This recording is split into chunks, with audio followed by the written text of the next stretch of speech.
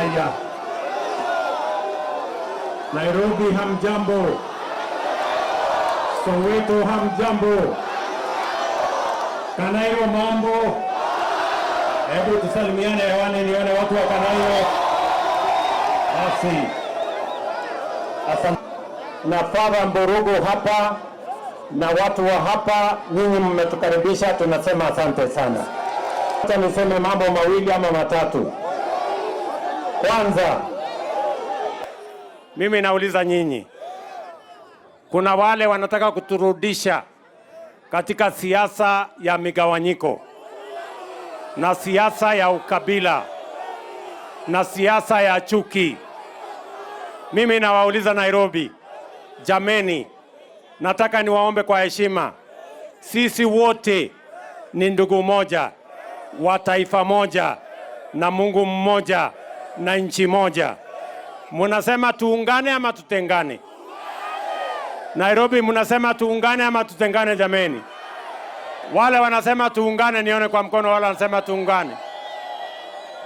Na ndio mimi, sawa sawa, mimi nimesema tutafanya kazi na viongozi wote, wale waliotupigia kura, wale hawakutupigia kura. Sisi wote ni ndugu moja. Siasa imeisha. Sasa ni wakati wa sisi viongozi kuungana, tuweze kutekeleza mambo ambayo yatabadilisha maisha ya Wakenya. Tuzalishe chakula, tuondoe njaa. Tusomeshe watoto wetu, tuondoe ujinga. Tuhakikishe kwamba tunapanga mambo ya matibabu, tuondoe matatizo kwa wananchi.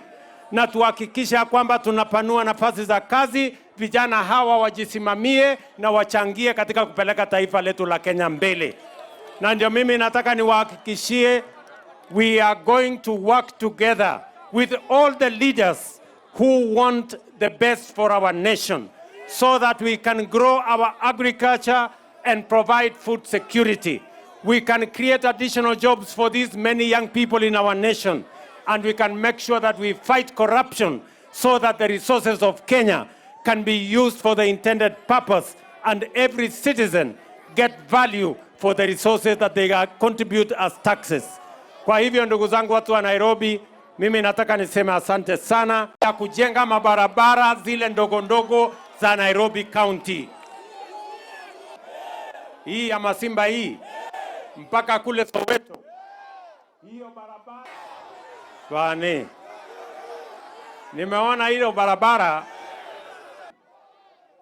ile Northern Collector Tunnel ambayo ilikuwa ili maji ifike mpaka hapa kwa airport na ipitia hapa kwa Lower Savannah.